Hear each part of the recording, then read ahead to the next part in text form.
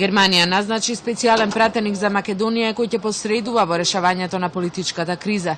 Министерот за надворешни работи Франк Валтер Штајнмајер го назначи актуелниот германски амбасадор во Австрија Јоханес Хајндел за специјален пратеник. Тој во координација со представниците на Европската унија и САД во Македонија ќе посредува во решавањето на кризата, објави германското министерство. Внатрешната политичка ситуација во Македонија е причина за загриженост во германската федерална влада. Затоа министерот за надворешни работи Франк Валтер Штајнмајер одлучи да именува личен пратеник за состојбите во Македонија, при што од амбасадорот Јоханес Хајндел побара да ја преземе оваа функција. Хајндел добро ја познава состојбата во Македонија и бил шеф на оделот за Западен Балкан од 2001 до 2004 во германското МНР.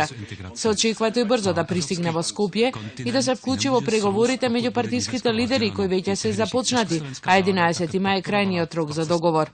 Еврокомесарот Јоханес Хан верува од има иднина за договорот од Пржина, кој треба да резултира со избори. Во интервју за Слободна Европа тој не го споменува 5 јуни, туку исполнувањето на најважните услови за кредибилни избори.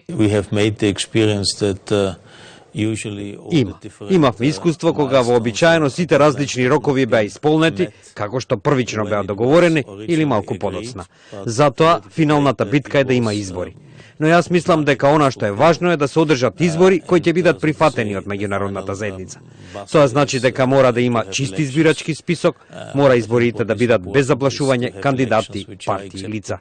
Пораката што Хан ја испратил за време на викендот до партиските лидери е основа за преговорите кои се во тек, а со нив контактираат амбасадорите на САД и Европската унија, вели холандскиот амбасадор посочувајќи ги клучните барања. Како што беше кажано од Соединетите Американски држави и од Европската унија, потребно е повлекување на аболицијата и услови за кредибилни избори. Главен проблем е аболицијата која председателот Иванов одбива да ја повлече или пак се шпекулира дека ќе понуди тоа да го стори на денот на изборите. Бидејќи сите 4 партии се изјаснија против аболицијата, лидерите разговараат и околу начините да стане таа неважечка.